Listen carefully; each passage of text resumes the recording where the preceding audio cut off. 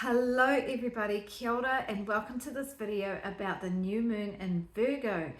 I think we can expect that this new moon can bring disruption, maybe awakening that's not always comfortable. It's also triggering that mini grand trine between the outer planets. I'm going to talk about all of that. It's also ushering in eclipse season, the second eclipse season of the year. So I'm going to talk about why this can be a disruptive new moon, but then also awakening in a good way and inspiring perhaps. My name is Fiona of Sun and Moon Calendar. I make calendars like this one for New Zealand and Australia, and I'm currently traveling around Europe in a little van, but at the moment staying with some lovely people in Stuttgart in Germany, and I asked if I could stay with them, and I have holed myself up in the house because I'm writing next year's calendar. I'm just taking a little break now to do a video about the new moon. Okay, so the calendar that I'm writing for next year, it is reminding me of the importance of this mini grand trine that is active for 2 to 3 years this year, next year, and the year after as well. And I've started to draw it, and I know I have to draw it backwards, mirror image, so that you can see it. So this is my backwards writing. Okay, so at the peak of the triangle, we've got Saturn and Neptune at 0 degrees of Aries. I'm going to write that in backwards. 0 degrees, or they're around about 1 or 2 degrees at the moment, but when they meet exactly on the 23rd of February next year, 21st of February next year, that is going to be between 0 and 1 degree of Aries. And 0 degrees of Aries is the start point of the whole zodiac. Even if we're in the southern hemisphere, we're using tropical Western astrology, and 0 degrees of Aries, our autumn equinox point, is the start of the whole zodiac. It's called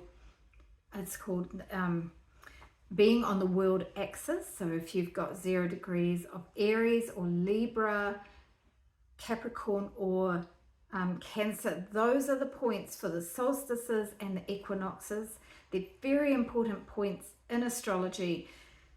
This is a very important conjunction, and it's happening at 0 degrees of Aries. So powerful for new beginnings. It's the start of a 33-year cycle. Saturn is going to go around and then meet Neptune again over the next 35 years. Anyway, we're under that influence now, especially in July. It's waning a little bit because they're both moving backwards now, but it's building up for an exact conjunction in February. Okay, so that is very exciting because it represents new starts with things. Okay, Neptune has just moved into Aries and Saturn has just moved into Aries, new starts. Neptune is about idealism, dreams, visualizations, imagination, connecting with the universe, connecting with everything that is the energetic realm, compassion and unconditional love and unconditional acceptance.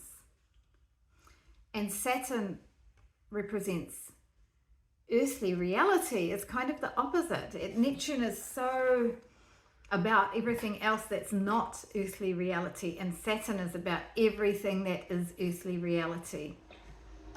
And the challenge for us with this conjunction is, how do we bring those together? Okay, and from that, I think we will be building structure and making manifest on earth this ordinary but amazing life that we have in on the physical plane. Things that we just smashing into my cord. Things that we dream about and visualize and have ideals about, that we're idealistic about, It's how do we make those things manifest in the world. Okay. All right, so that is massive. That is a massive thing that's happening. The Saturn-Neptune conjunction is very, very big, but happening at 0 degrees of Aries, that is massive. But wait, there's more. I've been wanting to draw this for ages and I haven't been able to do it because of van life, you know. So anyway, I'm pausing the video. I'm going to draw the next bit. So the next part I'm going to draw in is Pluto, and I'm going to write backwards while I talk about it. You will have heard me talking about Pluto before. Pluto has just moved in over the last couple of years into Aquarius. And Aquarius is, it's about innovation, technology, being very, very creative and inventive, like those people who are kind of just natural and amazing engineers, and they come up with wacky and out there ideas and inventions, and then they make it. It's a little bit steampunk, maybe. And another aspect of Aquarius is the masses, the population, big groups of people. In your own charts, Aquarius is related to the 11th house, and that can be about your friendship groups, that you big organizations of people or groups of people that you belong to, and how they might want freedom and to express individually. All right, anyway, Pluto in Aquarius is in a sextile relationship, 60 degrees to Saturn and Neptune at the time of the conjunction over the next 2 or 3 years. So that's amazing as well. Actually, the Pluto-Neptune sextile, that goes on for years afterwards. Saturn is a little bit, moves on more quickly. All right, so 0 degrees of Aries and Pluto at about 1 degree of Aquarius. And I'm going to draw the next bit. The next bit of this mini grand trine is Uranus. That's a little harder to write backwards, so we'll just see. Uranus is the ruler of Aquarius, and Uranus has moved into Gemini. Recently, it's been in Taurus for 7 years, and it's moved into Gemini. And it is in the 1st degrees of Gemini, and it is also, oh, I did one backwards, in a 60-degree relationship to Saturn and Neptune. And when you have that 60 degrees, when you have that 60-degree relationship, that sextile relationship, it's an angle of flow and ease. It kind of helps things flow well between all of these. I find it incredible that all of these outer planets, all of the outer planets really, all the slow ones have lined up like this, and it may not have occurred like this for thousands of years, at least 3,000 years, maybe more, with that 0 degrees of Aries point there. Okay, and not only that, if you go from Pluto to Uranus, that is a trine. So I'm just drawing that in now, and a trine is 120 degrees, and that is the most flowing easy aspect in astrology.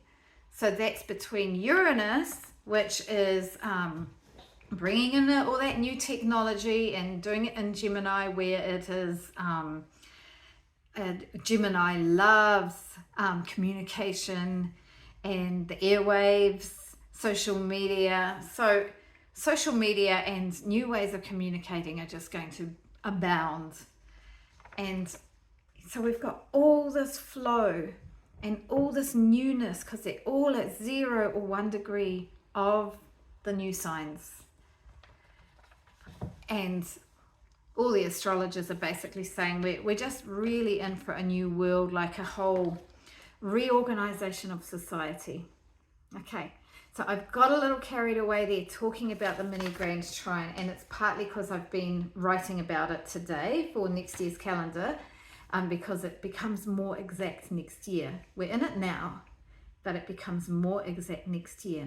But this Virgo new moon that's coming up on the 22nd, 23rd is going to be triggering it a little bit, okay? So the Virgo new moon is at 0 degrees of Virgo, and I'll look up that exactly. It's on my other sheet. Yeah, it's at sorry, it's 0 degrees and 22 minutes of Virgo, so it's right at the beginning of Virgo. And because it's at Virgo, it's actually in a square relationship with Uranus, which is in Gemini. So Gemini and Virgo have a 90-degree angle together, and that's not a flowing aspect. It is a relationship. They've got a relationship, but it can be a stressful relationship. There can be conflicts involved, and it might be something where Uranus wants to wake us up, disrupt something in order to wake us up and recognize truth and live more authentically. Okay, so there could be something that comes along at the time of the new moon, or in the 2 weeks or even the month that follows, that is disruptive, awakening, uncomfortable, ultimately for our higher good in terms of bringing us to the truth. Okay, so that is the main aspect I want to talk about with this new moon. But I also want to mention that there can also be disruptions coming, because this is the last new moon before eclipse season. And eclipse season happens twice a year, and we're coming back into it. And when we have eclipses, we have disruptions in terms of something can come along that turns around a direction that you're going in. And it can sometimes feel fated or destined. Like there's a little bit of a feeling like, oh, I think this was going to come, even though I couldn't have predicted it. This was going to happen, and it'll be a sudden change around, a little bit like that Uranus energy that disrupts. But with the eclipses, there's this feeling of fate about it, and the idea is that it takes you closer to your destiny. Okay, or especially as that next full moon is in Pisces, and it's right on the North Node, and the North Node is where we want to move towards. So that eclipse for that full moon, I'll talk about it later, but that if anything happens, it does change the direction that you're moving in. It will be for your highest good, for your soul's journey. Okay, so disruptions with this new moon, but a new moon, nevertheless, whether there are disruptions or not, it always represents a new start. And this is a lovely new start in terms of Mercury retrograde is finished, Mercury is going forwards, and things will be going more smoothly, maybe not with the eclipses and the Uranus.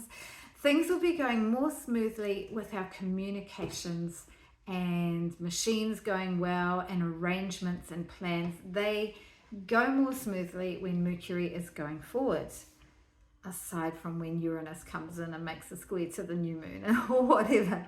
Okay, so with the new moon, there's a new start, and it's a time to have a little break for 2 or 3 days in terms of keep going forward with your projects, but just wait for a couple of days before you start something new, ideally until you see the light of that brand new crescent moon in the evening sky just after sunset. And after that, get going with some new projects. And by then, maybe some Uranus disruption has come in, and you know what it is, and you can work with it and resolve it and move on, perhaps with more awareness of something more truthful and maybe refreshing, because Uranus can be very refreshing. Yeah. Okay. And this new moon is also interesting in that there are going to be 2 new moons in Virgo this year. All right. So this one is just after the sun has gone into Virgo, and then the moon catches up with the sun and forms that new moon. And then after that, the moon just races on, and the sun moves through Virgo over the 30 days of the lunar month, of the sun season in Virgo. And then just before the sun moves into Libra, which will be spring equinox in New Zealand, Australia, and autumn equinox where I am at the moment, just before the sun moves into Libra, the moon catches up with the sun, and there's another new moon in Virgo. So I'll just show you the calendar for that. So in the calendar, I just named it Virgo 1 and Virgo 2. 2 new moons in Virgo this year. That's unusual. And so it's extra Virgo energy, which now I'm going to talk about. So with Virgo, Virgo is very much about practical daily life matters, and it is regarded as quite a spiritual house. Like Pisces is on the other side, and there's a lot of spirituality with Pisces, connecting to the universe, meditating, writing poetry and all that kind of thing. But Virgo is about the spirituality of doing daily life, the ordinary things of life, being organized in daily life, cleaning up, doing yoga in the morning, going to work, and your life at work, so your daily work. And Virgo, perhaps the most spiritual parts about Virgo, besides that, keeping healthy and all that, it's also about what nutrition, healthy nutrition. The other cool thing about Virgo that makes it so spiritual is it's about giving service. Okay, so the ways that you give service in the world, hence your daily work is under Virgo as well. Okay, and it all depends what house it's in as to where it's going to affect you the most, and what house you have this kind of Virgo energy in. So I'm going to go sign by sign, and I'm just going to pause in case there's anything else I need to say before I start with Virgo this time. Yeah, I'll just say another thing about that mini grand trine. So I got a little carried away. I talked about that at the start of the video when I really wanted to focus on the Virgo new moon, but hopefully you could bear with me. The other thing to say about the mini grand trine, going back to that topic, is that now those outer planets, Saturn, Neptune, Pluto, and just about to be Uranus, are going retrogrades. And so they're going back into their previous signs, mostly, not Pluto, but the others are going back. Saturn and Neptune moving back into Pisces in their retrograde. Gemini is going to move back into Taurus, and the last part of the year is likely to feel like a little bit like going backwards, like we're going back to a way of life that maybe we had started to step away from, but we're going back to it with those, not only the fact that they're retrograde, but also because the outer planet retrogrades are usually pretty subtle, but they're also going back into those old signs, Pisces and Gemini, and where they've been for a long time. Okay, and yeah, so it's just likely to feel like there's a little bit of going backwards, but it's all going to get new again next year, especially from February. Okay, so don't feel too bad if it feels like you're going backwards. All right, now the Virgo new moon. Before I start, please like, comment or subscribe if you like this video. And I'm going to start with Virgo and talk about, for each sign I'm going to talk about the house that new moon falls in, and then where that square from Uranus is coming from. If you're Virgo, sun, moon or rising with a new moon at 0 degrees of Virgo is happening in your first house. So this will be especially strong if you are in the early degrees of Virgo, especially your rising sign, but also your sun. I've actually got my Venus at 1 degree of Virgo, so that's going to mean something for me. If you've got a planet or a point at that 0 or 1 degree or even 29 degrees Leo, just around there, it will be more significant for you. But it's still a new start if you are just Virgo sun or Virgo rising or Virgo moon in a different part. And the first house is about all of you, your whole life, everything to do with your whole life, because the first house affects everything. Primarily, it's your body, Some also call it the character that you play in the world. Okay, the first house affects all your relationships as well, because everything comes back to the first house. So some big new start for all of you. Okay, and in the meantime, Uranus is making a square from your 10th house of career. So there could be something in your career life or your work life that is disruptive. Maybe a truth bomb comes out, and it could be uncomfortable, but ultimately awakening. Maybe something that makes you realize something about yourself and the part that you play in the world, the way that you act in the world, your connections in the world, your identity in the world, that is woken up by this Uranus in the sign of Gemini. Okay, over the next 7 years, you've got Gemini going through your 10th house of career. So there's going to be lots of ups and downs and crazy changes in your career, disruptions in your career for 7 years. That is going to be, again, uncomfortable, but lead you ultimately to a more authentic career life. So that's awesome. And this square to that Virgo new moon in your sign might be a little bit of an inkling of what's to come with Uranus going through that career house. Okay, so there you go, Virgo. All the best. And I just will remind you, you've got another new moon coming up in the late degrees of Virgo. And you've got eclipses in your house as well. So lots of changes for you, Virgo. If you are Libra, sun, moon or rising, but especially Libra rising, the new moon in Virgo and the next new moon is happening in your 12th house. And the 12th house is a place to be quiet, a place to withdraw, a place to escape or retreat. And it might be that over the next 2 lunar months with those 2 new moons in Virgo, but especially the next month, it's a quieter month for you where you're maybe not doing quite as much and maybe being a little bit more dreamy, maybe more creative as well, maybe a little bit separated from the world in some ways.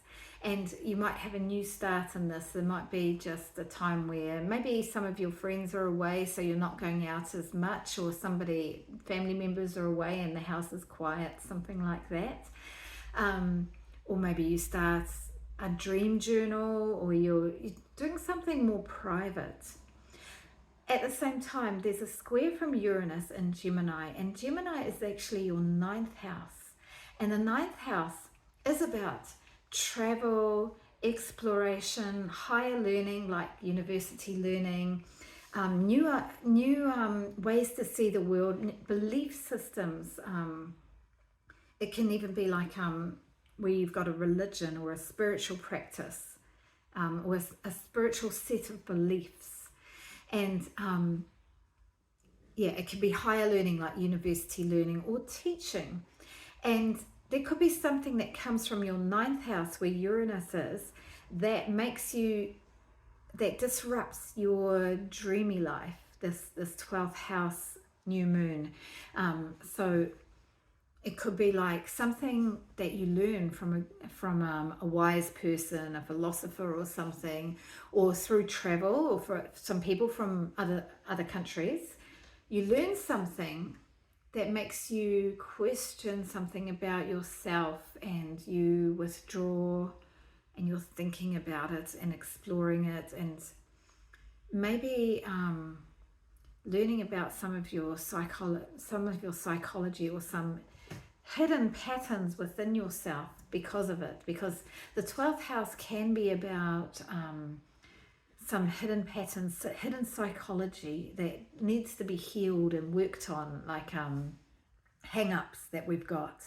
So you could have some kind of awakening or disruption with that Uranus from the house of travel, exploration, adventure that wakes you up, and you need some time to explore that and work through it. So there we go, Libra. I hope that goes well for you, and do enjoy some time out over the next month. If you are Scorpio, Sun, Moon or Rising, but especially Scorpio Rising, this new moon in the sign of Virgo is happening in your 11th house. The 11th house is about long-term goals, and with the two new moons in Virgo, you might have a chance to review and maybe make some new starts with a long-term goal, or maybe two long-term goals because there's two new moons. And you've also got eclipses, like there's energy for letting go of some old goals maybe that you've given up on, or that they're past their use by date. Maybe you didn't complete them, but sometimes you still need to let go. And there's energy to bring in a new goal, a new long-term goal. At the same time, there's some kind of disruption that could be uncomfortable but awakening from your 8th house, because Uranus is in Gemini, square to the new moon in your 8th house. Gemini is your 8th house, okay? And the 8th house can be, in the practical world, it can be about the money that's part of your life or in your life, but it belongs to other people, whether that is investments or your partner's money or your partner's resources in some ways. It is also a house of deep psychology and the hidden layers and the underlying power, and also occult mysteries, and also a house where you can do deep research, okay? So maybe it's like some change happens to your investments. And the 11th house, it's about long-term goals. It's also, I forgot to say, it's also about your friendship groups or communities that you belong to by choice, not the ones that you just get because of where you live, but they're the ones you choose to belong to. So friendship groups or friendship circles, communities of people. And it's also about the gains or the rewards that you get from your career, okay? So thinking about how your 8th house, like maybe something is uncovered, a truth is uncovered about your partner's money or something, or about the money that a company is investing that you work for, and then that affects you in your 11th house because it changes the rewards that you get from your career. That's just an example. Or it could be that you are diving into some research in something that's a bit hidden away, and you discover something that makes you change your mind about your goals and do some kind of shift with your goals, okay? It could even be that through your exploration into occult mysteries, through that you might be learning about power, psychology. There could be some matters of intimacy as well in the 8th house. And because of that, you start to understand some of your friends more, some of your friendship groups or members of your friendship group, and it brings some kind of uncomfortable feeling that makes you want to change things a little bit with how you're running some of your social life. So there's some examples for you, Scorpio. All the best for the Virgo new moon. If you are Sagittarius, Sun, Moon or Rising, the new moon in Virgo is happening in your 10th house of career, and you've got two new moons happening in that house. Your career house is about your work that you do that feels important. It leaves a legacy, it helps other people, it builds for the future. And this can be any work that you do, even if you're not in paid work, if you're doing voluntary work. It's also, the 10th house is very much about through that work, the kind of status and reputation that you have in the world. And there's some kind of new start with that, with the new moon and then another new moon in Virgo.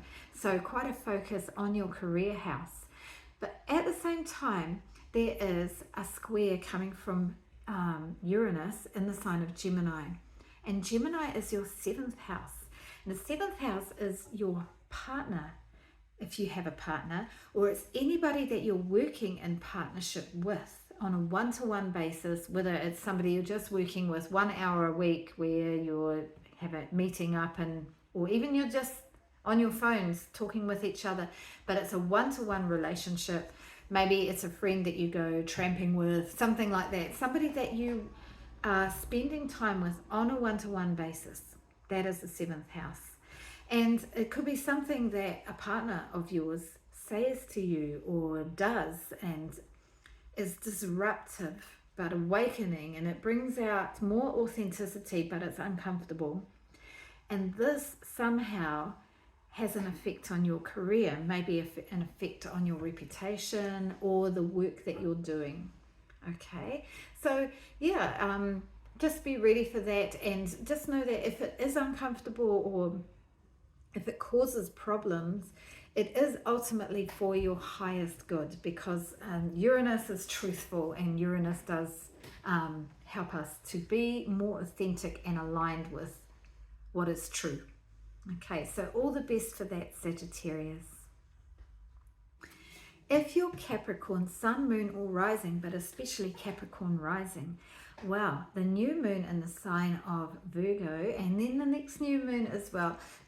Virgo is an earth sign, and you are an earth sign as well. So you guys align very beautifully, or you align nicely with this part of your chart. It is the 9th house, and because of that alignment, it's known as a lucky house. There's a nice flow from you to the 9th house. And a new moon in your 9th house could be some kind of new start with a travel adventure to somewhere far away, not just your neighborhoods. Or it could be a new start for higher learning, like maybe you sign up for a university course. It could be a new start with some kind of belief system. Maybe you found a group of people that do meditations weekly, and they've got a whole philosophy behind it that really aligns well with you, and you start that. But at the same time, there's as these new starts in the sign of Virgo, there is a square from Uranus in the sign of Gemini. And Gemini is your 6th house. And the 6th house is a house where it's very practical. It's like you are, Capricorn, very practical. The 6th house is about your daily work, your daily routines. It's actually, Virgo has a lot of 6th house energy. So all those things I said about Virgo and healthy nutrition and how you give service in the world, there's some kind of disruption from this area. It could be some news about your health. It could be you find out that a place where you give service, maybe you volunteer, or some work that you're doing, there's you're told, no, you're not working on this project anymore. And then it affects you in terms of your plans for study or travel, those 9th house plans that you had for the new moon. Yeah. So whatever it is, Uranus brings us, uncomfortable though it may be, Uranus brings us to truth and awakening, and can be very refreshing. So ultimately, the idea is that we will be better off for whatever it is. So all the best for that ride, Capricorn. If you are Aquarius, Sun, Moon, or Rising, the Virgo new moon and the next Virgo new moon are happening in your 8th house. The 8th house is a house of mystery. It's a house of things that we almost can't quite grasp. They're underneath. And this can be in the mundane world, your partner's money, investments, other people's money that are part of your life. It can also be about deep research in psychology, finding out the secrets that are underneath things, especially where those secrets are about wealth or power. Okay, so finding out about deep psychology, that could be your own psychological layers, and the new moon could be a new start with some kind of deeper understanding of yourself or of your partner, because the 8th house can also be about intimacy, sexual intimacy, or any kind of deep intimacy, and learning about each other on those deep underlying levels and not all the beautiful parts. And at the same time as this new start in your 8th house, one more thing about the 8th house, it can also be about occult mysteries. So maybe you're exploring something with pagan practices, or past life regressions, or tarot, or astrology, and there could be a new start there. Maybe you're learning how to read tarot, for example. Okay, so a disruption from Uranus in Gemini, and Gemini is your 5th house. The fifth house is a fun house, and you've got Uranus going through your fifth house for the next 7 years, and it's going to be shaking things up with fifth house matters, which are to do with romance and dating, your children, and entrepreneurial projects, things that you do because you love to do them, especially where you're starting to take leadership and put things out in the world that come from your heart and you're just full of love for it. You do it, you don't even get paid. You love it so much. That's the fifth house. That's why my fifth house is Cancer, and I talk about the moon. The Cancer is ruled by the moon, and that's why I do these videos, one of the reasons. Anyway, your fifth house is Gemini. And Gemini loves to talk and chat, and at the moment, and that's probably how you do romance, and you talk with your children, chat. But anyway, there's some kind of disruption that comes from Uranus in your fifth house, all right? So it could be a disruption from one of your children, or something happens that's disruptive in a creative project that you're doing, or in your romantic life. Okay, and then that affects you in your eighth house. So something, any of those eighth house things that I said, maybe the house of occult mysteries, or maybe your partner disapproves of some kind of occult person that you've been visiting, or you find out something about your partner's money through one of your children or something like that. So some kind of disruption. The disruption is likely to be uncomfortable, but also it could be awakening and in the end refreshing and feel good, because it can lead you to more truth and authenticity. So all the best for that, Aquarius. If you are Pisces, sun, moon or rising, Pisces like me, we've got this new moon and then another new moon happening in our seventh house. And the seventh house is the house of partnership. So it's about our partner. And it could be a new start for our partner, or it could be a new start in our partnership. And that could be any kind of partner. It can be a business partner, a pleasure partner, somebody that you have a friendship, one-to-one friendship with, or actually an intimate partner. Okay, so some kind of new start for your partner or for the partnership. And at the same time, Uranus is in our fourth house, and the fourth house is of home and family of origin. So there could be some disruption that happens there that affects you and your partner, okay, and maybe especially your partner, and it can be disruptive and awakening, but Uranus does tend to take us to do things for our higher good. It takes us to better authenticity and truthful living. Okay, it's getting dark, so I'll come a little bit, sorry, it's all getting fuzzy. I'm just going to pause and turn the light on.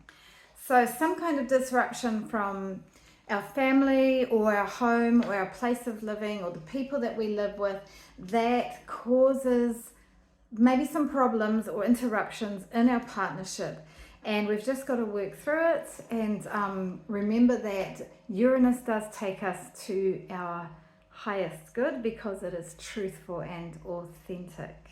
So all the best for that, Pisces. If you are Aries, sun, moon or rising, then the new moon in Virgo and the next new moon in Virgo are happening in your sixth house. And the sixth house is just like the things I talked about for Virgo.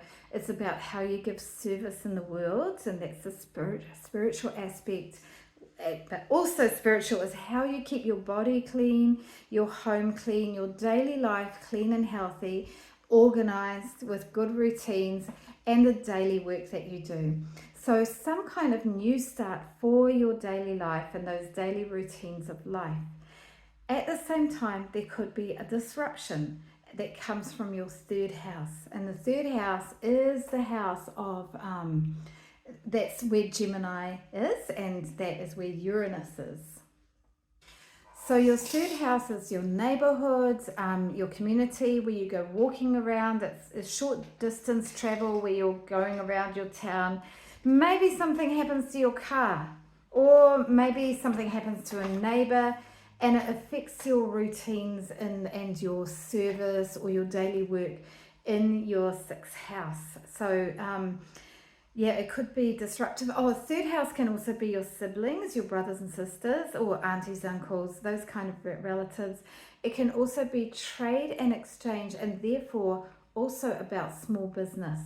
So perhaps something happens that's disruptive that then affects this new moon in your sixth house. Maybe you were just starting to get into going for a morning walk, and just as the mornings start to get lighter, and then something happens to a neighbor and you need to help them out, and you can't do your routines. So it could be as simple as that.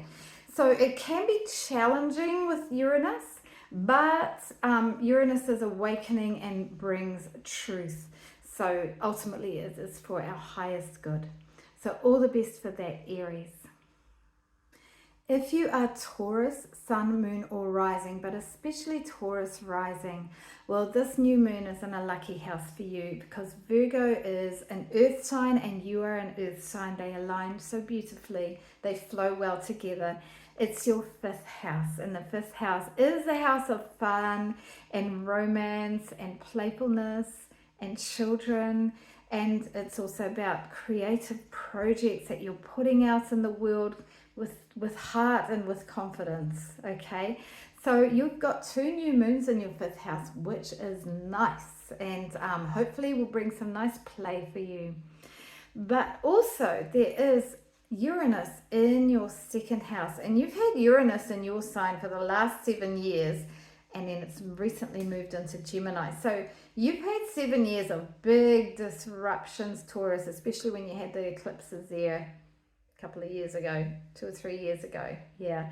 And Uranus will be back briefly in Taurus, but it is in Gemini, and Gemini for the next 7 years basically, and that is your second house, which is your finances, your possessions, your sense of self-worth, your adornments, and there could be some kind of disruption there that affects some of that fun and play and creative projects and children in your fifth house. Okay, so it could be something like you find out you don't have enough money to do a creative project that you really wanted to do, or you wanted to get really playful and do something fun, but you whatever position it is, maybe you wanted to go for biking, a big like downhill bike ride with all your friends, and then you find that you haven't been looking after your bike and it needs some massive repairs, something like that. Uranus is disruptive and uncomfortable, but it is about truth and awakening, and it takes us to greater authenticity. And you've got 7 years of Uranus shaking up your second house of money and possessions and self-worth. So that's going to be interesting for you, Taurus. All the best for the new moon in Virgo. If you are Taurus, Sun, Moon, or not Taurus, if you are Gemini, Sun, Moon, or Rising, but especially Gemini Rising, the new moon in the sign of Virgo is square to you because you are Gemini, you're a mutable sign, and Virgo is a mutable sign. And Virgo is your sign of home and family. It is your 4th house, okay?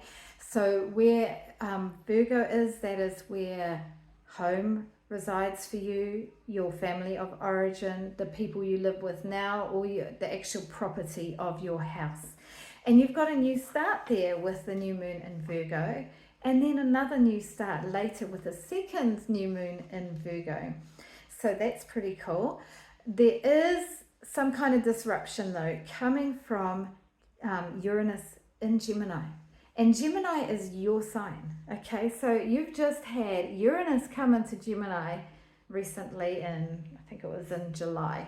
Okay, and it's going to go back into Taurus again, but basically you have got Uranus in your own sign for the next 7 years, shaking you up altogether. There are going to be surprises and disruptions and changes of plan You'll be just going along, boom, boom, boom.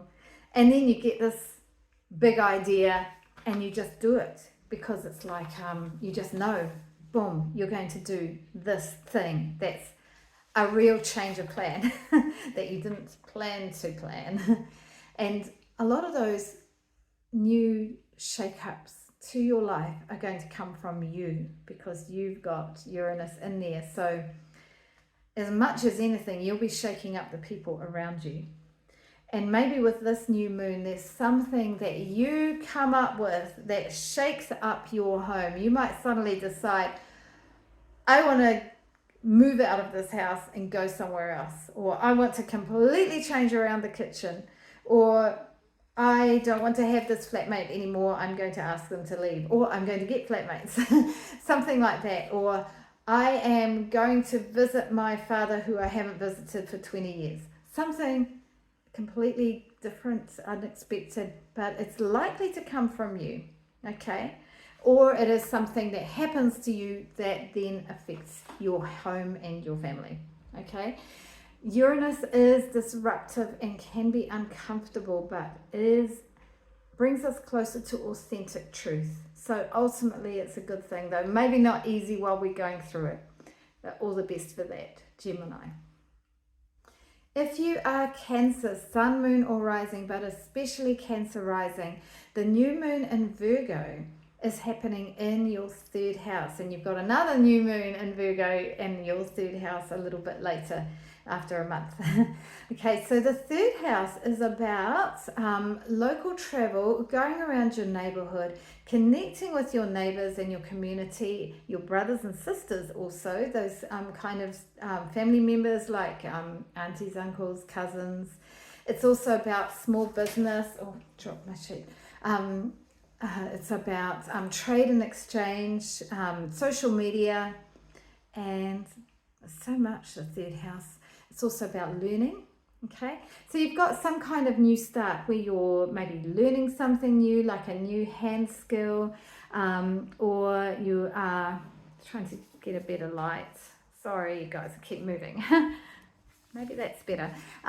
Where you're connecting with your neighborhood. Maybe you make friends with a neighbor and you start to spend time together with that neighbor, have cups of tea or something. That could be the new start. Or it could be you find a new way to do social media for your small business or just for fun. And that could be your new start. But at the same time, there is Uranus making a square. That could be disruptive. Okay, and Uranus is in Gemini, and Gemini is your 12th house. And the 12th house is about retreat, and it's what's hidden from you, from the world view. So it's parts of you or your life where you are away from the world. You're separated from the world. You're just in your own world, kind of like a sanctuary almost. It can be escapism too. And the negative side of the 12th house is it can be addictions, okay? But it just can be a part of the world where you're doing stuff, you're working or whatever, and the world doesn't really know what you're up to. It's your own place, okay? It can also be where you are connecting with spirits, and it also can be where you're letting go. It could be, some people call it the house of your self-undoing. Where you've got some old patterns that are not so healthy, and if you spend some time exploring them, you might be able to undo them and move on. But Uranus is in there being disruptive in that 12th house for the next 7 years. So maybe it's changing the way that you understand the world, the energetic realm, like the world that's beyond what we can see, feel and touch. Or maybe it's some kind of, you've got some kind of self-undoing, like maybe an addiction, and maybe it's not very bad, like maybe you can just get by really quite fine with whatever this addictive tendency is, whether it's workaholism or too much chocolate or too much doom scrolling on your TikTok or whatever. And something happens that makes you realize, oh, this is a problem. Maybe Uranus just disrupt something. Maybe people find out whatever it is, or it just comes to a head and there's a problem. And this could go cause a problem for your third house, maybe for your neighbors or your siblings, or your social media that you do. And the problem could be disruptive and uncomfortable. But ultimately, it's about finding truth and living more authentically, and you just got to work through it really and try and do your best with it and come out the other side. And there is always another side. So all the best for that, Cancer. And finally, if you are Leo, Sun, Moon or Rising, the new moon is happening in your second house. You've had a lot of energy in your house, Leo. You had the lovely Venus-Jupiter conjunction right in your house, and you've had Mercury retrograde there. But now the energy, you might be relieved, the energy is moving on to Virgo with 2 new moons coming up in Virgo. You've still got some stuff happening. I think, what was there? Mercury is there at the moment. And Venus a little bit longer. Okay, but anyway, a new moon in Virgo, and Virgo is your second house, and the second house is about your money and your possessions and your sense of self-worth, how you value yourself, and how that shows up through the ways that you look after your money and your possessions, or even the ways that money comes to you. Okay, so some kind of new start in the realm of your money and possessions, but also how you value yourself and what you value in the world. And there are 2 new starts because there's going to be 2 new moons.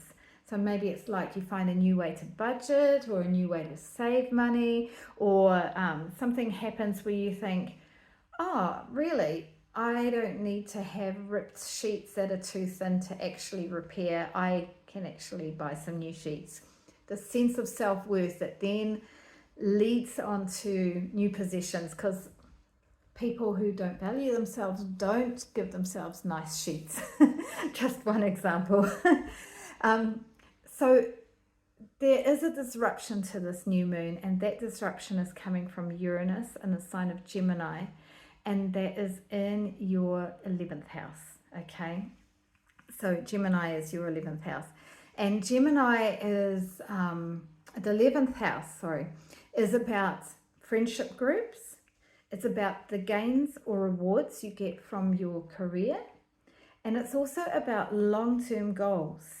So there could be some change in your career, like maybe a change of pay structure because it's about your career rewards, or some kind of disruption to a friendship group or some kind of community that you belong to that disrupts your money. And definitely the work thing seems to make sense there. Some kind of change in your pay structure, or some reward that you get from work that changes, not in an easy way, because Uranus and the square, that's a square, they're both quite uncomfortable and disruptive. But it just has to be worked through, really. You just got to do your best with it, and remember that you can come out to the other side, and ultimately it's for the best, because Uranus is about greater authenticity, living a life that's more truthful. So that could be interesting to know what happens. All the best for that, Leo. There we go, everyone. That's all from me about that. I'm just going to say one more time, there's so much change happening in the world coming up over the next few years and the next 10 years. And you know how they say that we've chosen to be here at that time. I don't know what's the truth of anything really, but I really like that idea that we've chosen to be here in this day and age. And we are part of this new world that we're moving into, whatever it is. And I guess I'm saying this to encourage myself as much as anybody, to remember the big picture, and that all we can ever do, we can't change some of the really terrible things that are happening in the world directly, but if we can put out positive energy, and where we see ways to take action that are good action for the world, positive, and heartfelt and spiritually aligned, hopefully we get those opportunities, because if we are here for a reason, then surely those opportunities will come, and maybe they're here right now just by meditating, praying, whatever it is. I was going to say something else and I can't remember what it is, but anyway, it's always nice to chat to the video and then you guys watch it, and I really appreciate that. It's very nice and I love seeing your comments. So yeah, please like, comment or subscribe if you like this video, and all the best until the next one. Bye for now.